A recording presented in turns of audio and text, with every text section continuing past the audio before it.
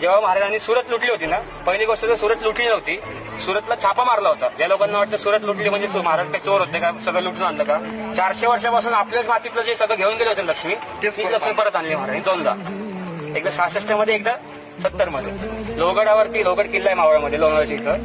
येताना तिथं थांबले, वरती सगळे कोटर आहेत, धामणे कोटर. त्याचं नाव दिलं लक्ष्मी कोटर.